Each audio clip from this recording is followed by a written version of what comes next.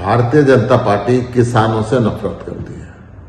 Bharatiya Janata party के नेता लगातार किसानों को आतंकवादी कह रहे हैं, किसानों को खालिस्तानी बुलाते रहे, न जाने क्या क्या गालियां बीजेपी ने हरियाणा और पंजाब के किसानों को दी।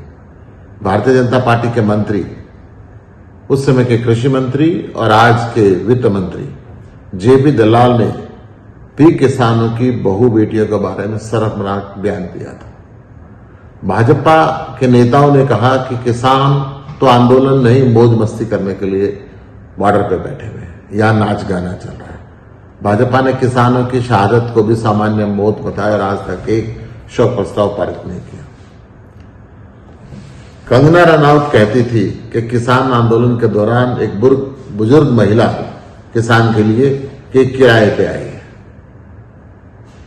और एक बार फिर कंगना रनौत ने कल जहर उगला। उसने कहा कि किसान हिंदुस्तान को बांग्लादेश बनाना चाहते हैं। कंगना रनौत ने कहा कि किसानों ने रेप किया।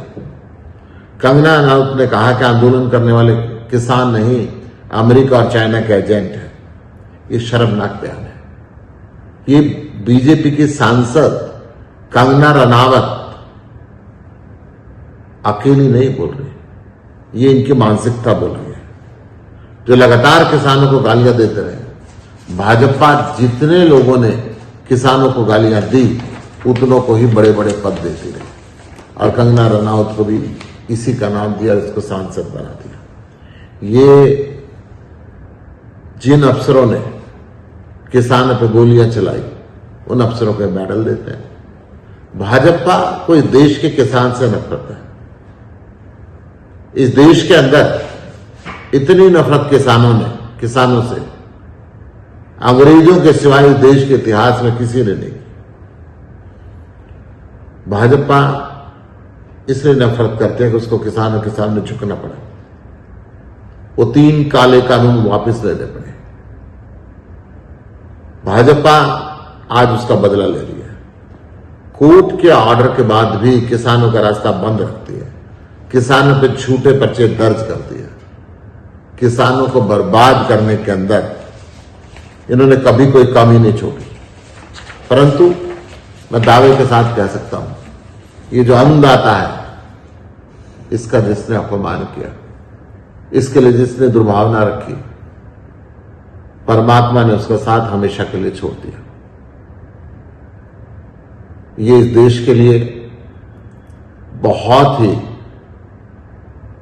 दुखदाई बात है कि सत्ता पर बैठी भाजपा आज देश के अन्नदाता को परेशान करते और उससे नफरत करती है।